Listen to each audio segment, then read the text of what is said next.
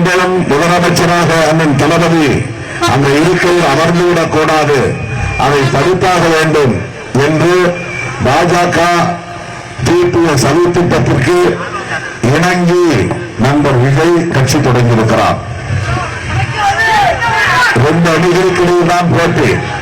ஆனால் இடையில விஜய் கட்சி தொடங்கி இருப்பதற்கு காரணம் அவரால் வெற்றி பெற முடியாது என்பது அவருக்கு தெரியும், அவரால் ஆட்சிக்கு வர முடியாது என்பது அவருக்கு தெரியும்.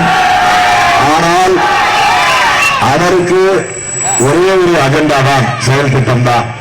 திமுகவுக்கு எதிராக பேச வேண்டும், திமுகவுக்கு எதிரான வெறுப்பை இணைக்க வேண்டும், திமுக ஆட்சியை அப்புறப்படுத்த வேண்டும், முதலமைச்சராக நாற்காலியில் அண்ணன் தளபதி ஸ்டாலின் அவர்கள் இருக்கக்கூடாது.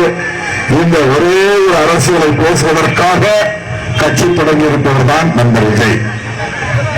அது உண்மையா இல்லையா? ஏனென்றால் அவர் கட்சி தொடங்கி 3 வருஷம் ஆகுது. இதுவரையில் அவர் வேறு எதை பற்றியுமே பேசவில்லை. அவர் எங்கே வாயை திறந்தாலும் திமுகவா தவிகவா 2 பேருக்குத்தான் போட்டி. அவர் கட்சி தொடங்கி 3 வருஷம் தான் ஆகுது. திமுக 3/4 நூற்றாண்டு கால வரலாறு உள்ள கட்சி. 6 முறை ஆட்சி பீடத்தில் ஏறிய கட்சி, 7வது முறை ஆட்சி பீடத்தில் ஏறப்போகிற கட்சி. கிளை வரையில் குக்கிராம வரையில் கட்டமைப்பை கொண்ட கட்சி. இந்தியாவிலேயே திமுக கழகத்தை போல கட்டமைப்புள்ள ஒரு கட்சி எதுவும் இல்லை என்று சொல்ல முடியும். அந்த அளவுக்கு திமுக கிளைகள் வரையில் ஒவ்வொரு வாக்குச்சாவடிக்கும் வாக்குச்சாவடி பணிக்குழு நியமிக்கிற அளவுக்கு கட்டமைப்பு வசதி உள்ள ஒரு கட்சி. ஆளுங்கட்சியாக இருக்கிற திமுகவை நேற்று பெய்த மழையில் இன்று முளைத்த காரான் என்று பழமொழி சொல்வார்கள். பழமொழி, நேற்று பெய்த மழையில் இன்று முளைத்த காரான் என்பது பழமொழி. அவர் இன்னும் ஆட்டத்திலே இப்பதான் முதல் ஆட்டத்திலே இறங்குறார். அவர் குவார்டர் ஃபைனலுக்கே வரல, செமி ஃபைனலுக்கு வரல. அவர் இப்படி டைரக்டா ஃபைனல்ல திமுகவை வீழ்த்துவான்னு சொல்றாரு. அவர் பிளே கிரவுண்டுக்குள்ளே இப்பதான் நுழைகிறார். அவர் நேரடியாக திமுகவோடு மோதுகிறேன், திமுகவை வீழ்த்துவேன், ஸ்டாலினை அப்புறப்படுத்துவேன், இந்த ஒரே ஒரு அரசியல் விஜய் பேசுகிறார். வேற ஏதாவது பேசி பார்த்திருக்கீங்களா? அவர் சொல்லுவார், திமுக அரசியல் எதிரி, பாஜக கொள்கை எதிரி. அரசியலுக்கும் கொள்கைக்கும் என்ன அவ்வளவு பெரிய வேறுபாடு இருக்கா? அரசியல் வேறு, கொள்கை வேறா? கொள்கை இல்லாமல் அரசியல் இல்லை, அரசியல் இல்லாமல் கொள்கை இல்லை. ஆகவே பாஜகவை விமர்சிக்க மாட்டார், மோடியை விமர்சிக்க மாட்டார், அமித்ஷாவை விமர்சிக்க மாட்டார், ஜனநாயகன் படத்தை தடை செய்தாலும் விமர்சிக்க மாட்டார். அவர் விமர்சிப்பது ஒரே ஒரு தலைவரைத்தான், ஒரே ஒரு கட்சியைத்தான், ஒரே ஒரு கூட்டணியைத்தான். தவறுகளே, ஒரு உண்மையை நீங்கள் புரிந்து கொள்ள வேண்டும். எனக்கு தனிப்பட்ட முறையில் அவர் மீது எந்த காழ்ப்பும் இல்லை, அவரை விமர்சிக்க வேண்டும் என்ற தேவை இல்லை.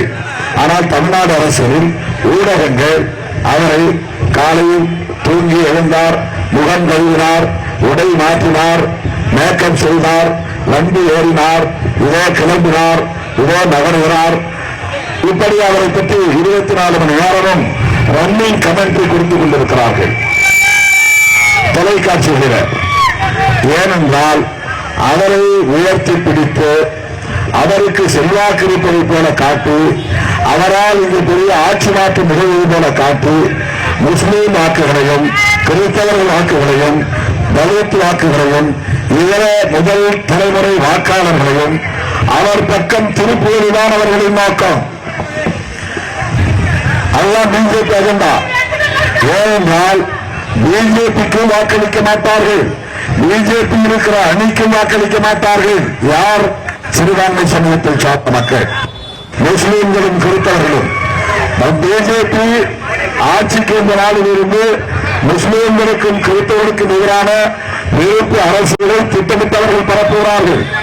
முஸ்லீம் ஓட்டு வேண்டாம் என்ற முடிவை எடுத்த கட்சி பிஜேபி, கிறிஸ்தவர்கள் ஓட்டு வேண்டாம் என்று வெளிப்படையாக முடிவெடுத்த கட்சி பிஜேபி. அந்த கட்சிக்கு அல்லது அந்த கட்சி இடம்பெறுகிற அதிமுக கூட்டணிக்கு இவர்கள் ஓட்டு போகவே போகாது. அதற்கு பதிலாக திமுகவுக்கும் திமுக கூட்டணிக்கும் தான் போகிறது. இந்த வாக்குகளை எப்படி திசை திருப்புவது, தடுப்பது, போக விடாமல் தடுப்பது, அதற்காக திட்டமிட்டு விஜய் அவர்களை கட்சி தொடங்க வைத்து திமுகவுக்கு எதிராக மட்டுமே பேச வைத்துக் கொண்டிருக்கிறார் மோடி. இதுதான் அரசியல். இதை புரிந்து கொள்ள வேண்டும். நான் கேட்கிறேன், அந்த விஜய் அவர்களை பார்த்து திமுகவை வீழ்த்த நீங்கள் விரும்புவது உங்கள் விருப்பம், முயற்சிப்பது உங்கள் முயற்சி, அது உங்களுடைய சுதந்திரம். ஆனால் திமுகவை ஆட்சியில் இருந்து அப்புறப்படுத்திவிட்டு அந்த இடத்தில் யாரை அமர வைக்க பார்க்கிறீர்கள்? அவரால் உட்கார முடியாது. 10 சதவீதத்துக்கு மேல் அவரால் உட்கார முடியும். அவரே திருச்சியில் வெற்றி பெறுவாரா தெரியாது. அவரே பெரம்பூரில் வெற்றி பெறுவாரா அவருக்கே சந்தேகம். அதனால்தான் பெரம்பூரிலும் வேட்புமனு தாக்கல், திருச்சி கிழக்கிலும் வேட்புமனு தாக்கல், அவருக்கே சந்தேகம். ஆக திமுக கூட்டணியை பலவீனப்படுத்திவிட்டு ஆட்சியில் இருந்து அவர்களை அப்புறப்படுத்திவிட்டு ஒரு தேர்தல் 300-400 ஓட்டுல கூட ஒரு வேட்பாளரை தோற்கடிக்க முடியும். 100 ஓட்டுல கூட ஒரு வேட்பாளரை தோற்கடிக்க முடியும். நம்முடைய கூட்டணிக்கு கிடைக்கிற, ஷாஜகானுக்கு கிடைக்கிற வார்த்தைகளை அவர்கள் 1000-2000 ஓட்டை பிரிச்சா கூட நம்முடைய வெற்றி வாய்ப்பு பாதிக்கப்படும். முஸ்லிம் சமுதாயத்தில் முதல் தலைமுறையை சார்ந்த சில பிள்ளைகள் 18 வயசு விஜய் விஜய் என்று போகிறார்கள். இதுதான் அவருடைய திட்டம். முதல் தலைமுறை வாக்காளர்களை பிரிப்பது, ஒரு பூத்துக்கு 50 ஓட்டை பிரிப்பது, 100 ஓட்டை பிரிப்பது, அதன் மூலம் திமுக கூட்டணியை வீழ்த்துவது. இதுதான் விஜயுடைய அஜெண்டா. முதலமைச்சரானது அவர்கள் நோக்கமில்லை. முதலமைச்சரானது அவரால் முடியாது, அதற்கு வாய்ப்பில்லை. தோழர்களே, குறிப்பாக அவர்கள் எல்லோரும் சொல்லுகிறார்கள், தலித் மக்கள் தான், இளைஞர்கள் தான் விஜய் பின்னால போகிறார்கள் என்று சொல்லுகிறார்கள். அப்படி போகிறவர்களா நீங்கள்? சினிமா மோகம் உள்ளவர்களா நீங்கள்? ஹீரோ மயக்கம் உள்ளவர்களா நீங்கள்? நடிகர்களை பார்த்து, கதாநாயகர்களை பார்த்து ஏமாறக்கூடியவர்களா நீங்கள்? அது இல்லை என்பதை உறுதிப்படுத்துவதற்கான நாள் தான் ஏப்ரல் 23.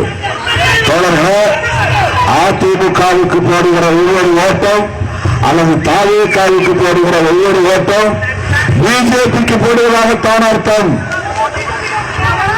எடப்பாடி பழனிசாமி அவர்கள் அதிமுக பொதுச் செயலாளர் என்று அவரே சொல்லிக் கொண்டாலும் உண்மையிலேயே அதிமுக பொதுச் செயலாளர் மோடி தான், நரேந்திர மோடி தான்.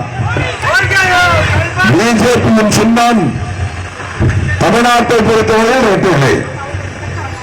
அவங்களுக்கு 2 சின்னம் இருக்கு தமிழ்நாட்டில். அவங்க சொந்த சின்னம் ஒண்ணு, அதிமுகவின் ரெட்டை இலை ஒண்ணு. ரெட்டை இலைக்கு போடுற ஒவ்வொரு ஓட்டும் பிஜேபி தான் வலிமைப்படுத்தும். தமிழ்நாட்டில் பிஜேபி வலிமை பெற்றால், அதிமுக வெற்றி பெற்று பிஜேபி வலிமை பெற்றால் தமிழ்நாடு உத்தரப்பிரதேசமாக மாறிவிடும். மத்திய பிரதேசத்தில் நடப்பது போல் நடக்கும். பீகாரில் பதற்றம் இருப்பது போல் பதற்றம் தொடரும். இங்கே இஸ்லாமியர்கள் பாதுகாப்பாக வாழ முடியாது, கிறிஸ்தவர்கள் பாதுகாப்பாக வாழ முடியாது. பைபிளை கொளுத்துவார்கள், தேவாலயங்களை இடிப்பார்கள், மசூதிகளை இடிப்பார்கள், இந்துக்களுக்கும் முஸ்லிம்களுக்கும் இடையிலே பதற்றத்தை உருவாக்குவார்கள். திருப்பரங்குன்றத்தில் எப்படி செய்தார்களோ அப்படி பாபநாசத்திலும் அவர்கள் இஸ்லாமியர்களுக்கும் இந்துக்களுக்கும் இடையிலே மோதலை தூண்டுவார்கள், சாதி சண்டையை தூண்டுவார்கள், மத சண்டையை தூண்டுவார்கள். இதுதான் வட இந்திய மாநிலங்களில் நடக்கிறது. பெரியாரை ஏற்காத கட்சி பாஜக, அண்ணாவை ஏற்காத கட்சி பாஜக, மார்க்சியத்தை மதிக்காத கட்சி பாஜக, திருவள்ளுவருக்கு காவி உடை உடுத்துகிற கட்சி பாஜக, பெரியாருக்கு செருப்பு நாளை போட்டு அவமதிக்கிற கட்சி பாஜக, இருமொழி கொள்கையை ஏற்காத கட்சி பாஜக, மாநில சுயாட்சியை விரும்பாத கட்சி பாஜக, தமிழ் மொழியையும் தமிழர் பண்பாட்டையும் மதிக்காத கட்சி பாஜக. அப்படிப்பட்ட நாசகார சக்தியை தோள்களில் தூக்கி சுமப்பவர் தான் எடப்பாடி பழனிசாமி அவர்கள். ஜெயலலிதா அம்மையார் ஈரோடு இருந்தபோது சொன்னார், 2014 ஆண்டு நடைபெற்ற நாடாளுமன்ற பொதுத் தேர்தல் பிரச்சாரத்தின் போது ஜெயலலிதாமையார் பேசினார். நன்றாக எனக்கு நினைவிருக்கிறது. மோடியா லேடியா மோடி பார்ப்போம் வா என்று கேட்டார். மோடி ஒதுங்கிக் கொண்டார். என் வாயை நான் செய்த வரலாற்று போய் பாஜகவை ஆட்சி அமர்த்துவதுதான் என்று சொன்னார். அதற்கு பரிகாரமாக நானே ராஜினாமா ஆட்சியை கவிழ்த்தேன் ஜெயலலிதா சொன்னார். அத்தோடு விட்டுவிடவில்லை, மேலும் சொன்னார், அதிமுக எந்த காலத்திலும் பாஜகவோடு கூட்டணி வைக்காது சொன்னாரா இல்லையா? எடப்பாடி பழனிசாமி அவர்களே, இதற்கு பதில் சொல்ல முடியுமா? நான் திமுகவோடு ஏன் கூட்டணியில் இருக்கிறேன், தொடர்கிறேன் என்பதை என்னால் விளக்க முடியும். 3 மணி நேரத்துக்கு மேலாக பேச முடியும். நான் ஏன் திமுகவோடு இருக்கிறேன், திமுக கூட்டணியில் தொடர்கிறேன், நான் ஏன் இடங்களை பற்றி கவலைப்படாமல், பதவியை பற்றி கவலைப்படாமல், 6 கொடுத்தாலும் 8 கொடுத்தாலும் 10 கொடுத்தாலும் மனம் உணர்ந்து ஒப்பந்தம் போட்டுக் கொள்ள வேண்டும் என்ற முடிவை இருக்கிறேன். ஏனென்றால் புரட்சியாளர் அம்பேத்கர் வகுப்பளித்த அரசியலமைப்பு சட்டத்தை பாதுகாப்பதற்கான அணி திமுக, காங்கிரஸ், இடதுசாரி கட்சிகள், இஸ்லாமிய கட்சிகள் இருக்கிற இந்த அணியால் மட்டும்தான் முடியும். மதச்சார்பின்மை என்கிற உயிர்மூச்சு கோட்பாட்டை பாதுகாக்க இந்த அணியால் மட்டும்தான் முடியும். திமுக கூட்டணி பலவீனப்பட்டால், சிதறி போனால், இங்கே அதிமுக பாஜகவில் இருக்கிற சாதி வெறியர்களும் மத வெறியர்களும் தான் கொட்டமடிப்பார்கள். சாதி சங்கங்கள் தான் வலிமை பெறும், மத சங்கங்கள் தான் வலிமை பெறும், விஜய்கள் எல்லாம் இங்கே வலிமை பெறுவார்கள். திருப்பரங்குன்றத்தில் பதக்கம் உருவானது போல் தமிழ்நாடு முழுவதும் பதக்கத்தை உருவாக்குவார்கள். ஆகவேதான் அதிமுக பாஜக வலிமை பெற்றுவிடக் கூடாது, பாஜக அதிமுக தேர்தலில் தமிழ்நாட்டுக்குள் காலூன்றி விடக் கூடாது என்ற ஒரே காரணத்திற்காக எல்லா கதவுகளையும் அடைத்துவிட்டு அறிவாலய கதவில் மட்டும்தான் திருமாவளவன் அமர்ந்து பேசுவான். ஏனென்றால் மதசார்பற்ற முற்போக்கு கூட்டணி அதுதான் முக்கியம். இங்கேதான் கம்யூனிஸ்டுகள் இருக்கிறார்கள், இங்கேதான் இஸ்லாமிய சிறுபான்மை சமூகத்தை சார்ந்த அமைப்புகள் இருக்கின்றன, இங்கேதான் கிறிஸ்தவ அமைப்புகள் இருக்கின்றன. ஒரு வருடத்திற்கு முன்பு மதுரையிலே பைபிளை கொடுத்தது உங்களுக்கு ஞாபகம் இருக்கும் என்று கருதுகிறேன். வட இந்திய மாநிலங்களில் நடப்பதெல்லாம் இங்கே நடக்கிறது. ஆக இந்த கூட்டணியில் தான் கிறிஸ்தவ அமைப்புகள் இருக்கின்றன, இஸ்லாமிய அமைப்புகள் இருக்கின்றன, இடதுசாரி கட்சிகள் இருக்கின்றன, ஒடுக்கப்பட்ட விளிம்புநிலை மக்களுக்கான அமைப்புகள் ஒன்று சேர்ந்து இருக்கின்றன. மேலும் இப்போது நம்மோடு தேமுதிகவும் ஒன்று சேர்ந்திருக்கிறது. இந்த கூட்டணி தான் தேசிய அளவில் கட்டுக்கோப்பாக இயங்குகிற கொள்கை பிடிப்புள்ள ஒரே கூட்டணி. ஆகவேதான் திருமாவளவன் இந்த கூட்டணியில் இருக்கிறார். எடப்பாடி பழனிசாமி அவர்களே, பாஜகவோடு கூட்டணி வைத்திருப்பதற்கு ஏதேனும் ஒரு நியாயமான காரணத்தை உங்களால் சொல்ல முடியுமா? அதிமுக பெரியார் பாசல் உருவான கட்சி தானே, அண்ணாவால் உருவாக்கப்பட்ட கட்சி தானே. அந்த பெரியாரையும் அண்ணாவையும் ஏற்றுக்கொள்ளுகிற கட்சியா பாஜக? அதற்கு மட்டும் பதில் சொல்லுங்க. பிஜேபியுடைய தொண்டறிக்கையோடு அண்ணா படத்தையும் பெரியார் படத்தையும் போடுவார்களா? போட மாட்டார்கள். இதுதான் பிஜேபி. அப்படிப்பட்ட பிஜேபி அதிமுக கூட்டணியை முறியடிப்பது எவ்வளவு முக்கியமோ அதை போல திமுக கூட்டணியை பலவீனப்படுத்துவதற்காகவே பாஜகவால் களமிறக்கி விடப்பட்டிருக்கிற தாவேகாவையும் புறக்கணிப்பதுதான். மீண்டும் விசிலடிப்பதற்கு தேர்தலுக்கு போங்கள் என்று அவர்களை தேர்தலுக்கு அனுப்புவதுதான் இந்த தேர்தலில் நீங்கள் எழுத வேண்டிய தீர்ப்பு. விசிலடிப்பவர்களை தேர்தலுக்கு அனுப்புவீர்களா? ஷாஜகானை சட்டமன்றத்திற்கு அனுப்புவீர்களா? அண்ணன் தளபதி ஸ்டாலின் அவர்களை மீண்டும் முதலமைச்சர் நாற்காலில் அமர வைப்போமா? என் உயிரின் உயிரான விடுதலை சிறுத்தைகள